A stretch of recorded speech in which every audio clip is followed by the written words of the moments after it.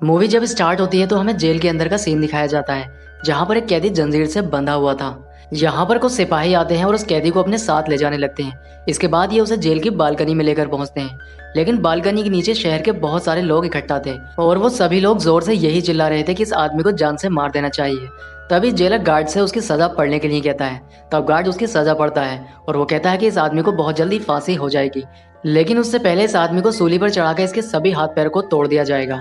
आखिर इस आदमी के साथ ऐसा क्यों किया जा रहा है, ये जानने के लिए हमें मूवी के कुछ साल पहले का सीन दिखाया जाता है, जहाँ पर हमें फ्रांस के एक मछली बाजार को दिखाया जाता है, जो कि इस एरिया की काफी गंदी जगह होती है। यहाँ पर एक औरत को दिखाया जाता है जो कि प्रेग्नेंट थी और इस बाजार में ही उसकी डिलीवरी हो जाती है। लेकिन डिलीवरी होने के बाद जो उसको बच्चा पैदा होता है, वो उस बच्चे को पैर से दूर को ढकेल देती है। दरअसल उस औरत के पहले भी कई सारे बच्चे पैदा हुए हैं, लेकिन उसके सभी बच्चे मरे हुए पैदा होते हैं। यहाँ पर उसको यही लग रहा था कि ये बच्चा भी उसका मरा हुआ ही पैदा हुआ है, इसलिए वो उसको अपने आप से दूर कर देती है। अब मछली की गंदी स्मेल से वो बच्चा रोने लगता है।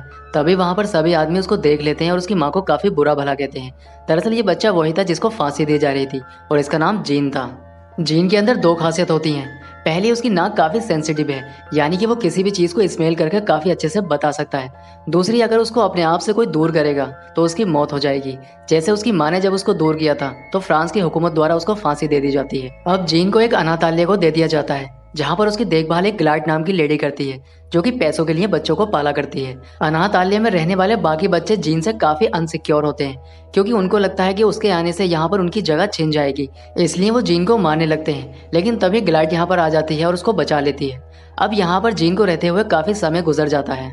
जीन अपनी जुबान से बोल नहीं पाता है, लेकिन वो सभी चीजों को सूंघकर उनका पता लगा लिया करता है। उसको रहते हुए यहाँ पर 13 साल गुजर जाते हैं। अब अनाथालय में बच्चों के रहने के लिए जगह कम पड़ जाती है, इसलिए गिलाड जीन को एक आदमी को भेज देती है जो कि जानवरों की खाल निकाला करता है। वो आदमी उसे अपने साथ ले जाता है।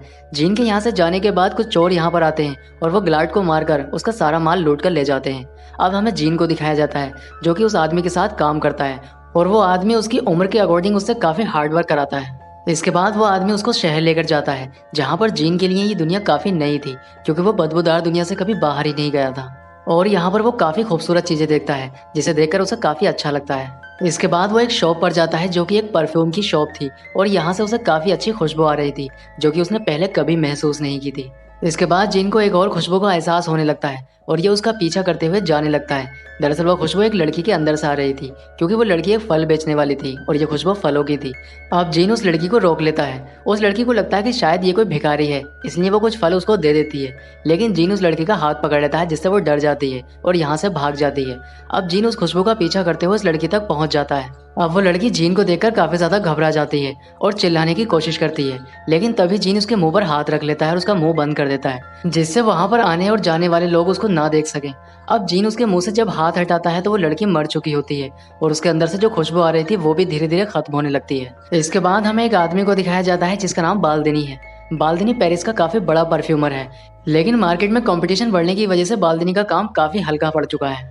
अब जीन उसकी शॉप पर आता है और उसकी शॉप पर आकर वो काफी सारे परफ्यूम देखता है और उनकी खुशबू को महसूस करता है। इसके बाद वो बाल्दिनी से कहता है कि वो इससे भी बेहतर परफ्यूम बना सकता है। अब उसकी ये बात सुनकर बाल्दिनी को उस पर हंसी आने लगती है, लेकिन फिर भी बाल्दिनी उसको एक मौका देता है। अब जीन उसकी शॉप पर परफ्यूम बनाने लग जाता है और फाइनली वो एक परफ्यूम बना लेता है। बाल्दिनी जब उसको चेक करता है तो वो काफी यूनिक तरह का परफ्यूम होता है, यानी कि वो पेरिस में बहुत ही कम जगह पर मिलता है। और उस परफ्यूम की खुशबू इतनी अच्छी होती है कि बाल्दिनी को उससे अपनी गर्लफ्रेंड की याद आ जाती है, जिससे वो जीन से काफी ज्यादा इम्प्रेस हो जाता है। इसलिए वो जीन के मालिक से उसको खरीद लेता है। अब जीन का मालिक उसको बेचकर यहाँ से जा रहा होता है, लेकिन तभी रास्ते में उसके साथ एक हादसा हो जाता है जिससे उसकी मौत हो जाती है। अब जीन और बाल्दिनी दोनों ही मिलकर परफ्यूम बनाने लगते हैं और इन दोनों के ही परफ्यूम पूरे पेरिस में काफी ज्यादा फेमस हो जाते हैं। एक दिन बाल्दिनी जीन को कुछ परफ्यूम दिखाता है। वो उससे कहता है कि ये 3 टाइप के परफ्यूम हैं और प्रत्येक टाइप में 4 अलग अलग तरह की खुशबू है, यानी कि टोटल 12 तरह की खुशबू है। अगर इस दुनिया में कोई 13वीं खुशबू बना लेता है तो उस परफ्यूम का कोई भी तोड़ नहीं है, लेकिन ऐसा करना किसी के लिए भी पॉसिबल ही नहीं है। अब उसकी ये बात सुनकर जीन को थोड़ा फील होता है, क्योंकि वो 13वीं तरह की खुशबू को बना सकता है। इसलिए वो बाल्दिनी से कहता है कि वो इस तरह की खुशबू को बना सकता है, लेकिन उसके लिए बाल्दिनी को उसको परफ्यूम बनाने का तरीका सिखाना होगा। अब बाल्दिनी उसको परफ्यूम बनाने का तरीका सिखाने लगता है। अब एक दिन जीन बैठकर रो रहा होता है, तब बाल्दिनी उससे रोने की वजह पूछता है। तब वो उस पर गुस्सा करने लग जाता है। वो उससे कहता है कि तुम झूठे हो और जो तरीका तुम मुझे सिखा रहे हो मैं उसे उससे कभी भी वो खुशबू नहीं बना पाऊंगा। ये बात कहकर जीन बेहोश हो जाता है। उसके बेहोश होने पर बालदनी काफी परेशान होने लगता है, क्योंकि उसकी जो भी शोहरत थी वो जीन की वजह से ही थी। अगर उसे कुछ हो जाता है तो वो पूरी तरह से बर्बाद हो जाएगा।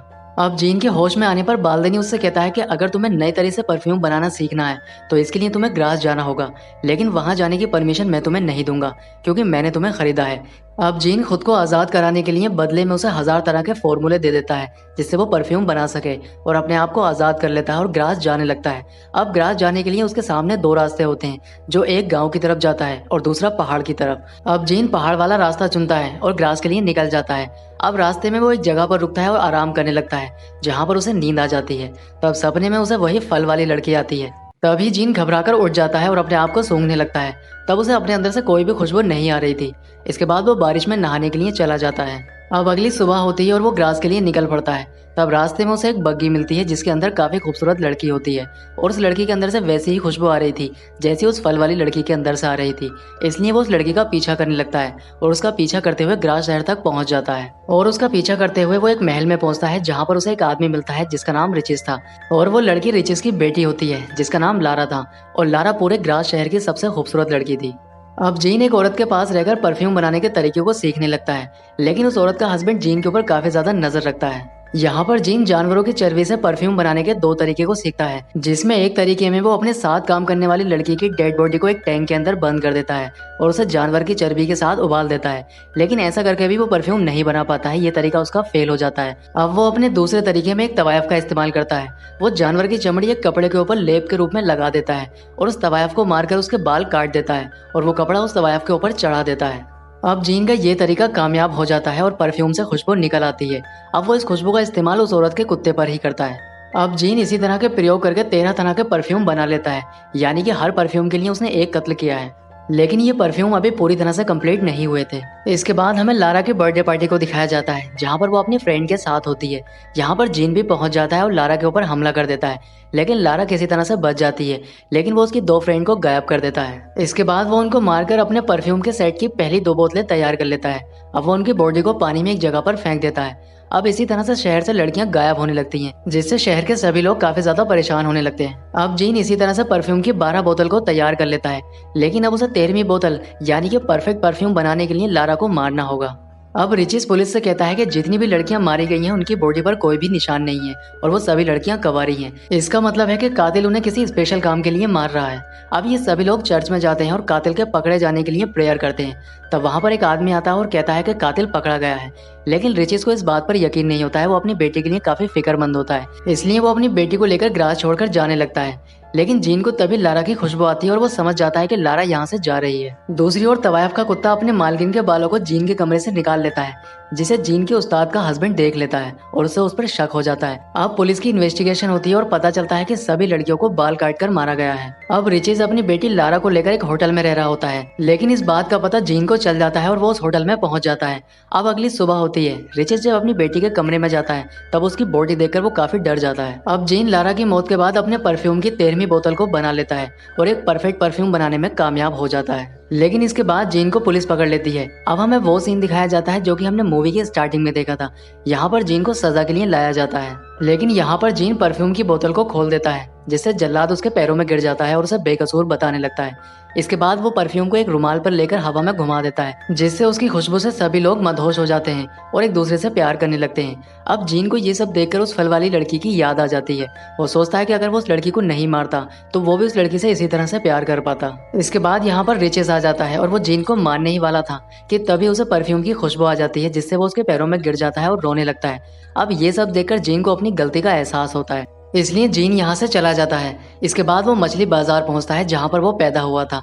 यहाँ पर जाने के बाद वो परफ्यूम को अपने ऊपर डाल लेता है, जिससे यहाँ पर मौजूद सभी लोग उसके ऊपर अटैक करते हैं और उसे बुरी तरह से नोचने लगते हैं, जिससे उसकी मौत हो जाती है। इसके साथ ही मूवी का एंड हो जाता है। दोस्तों, वीडियो अगर पसंद आया तो वीडियो को लाइक जरूर करना और इसके साथ ही चैनल को सब्सक्राइब कर लेना। तो मैं आपसे मिलता हूँ इसी तरह की किसी नेक्स्ट वीडियो में।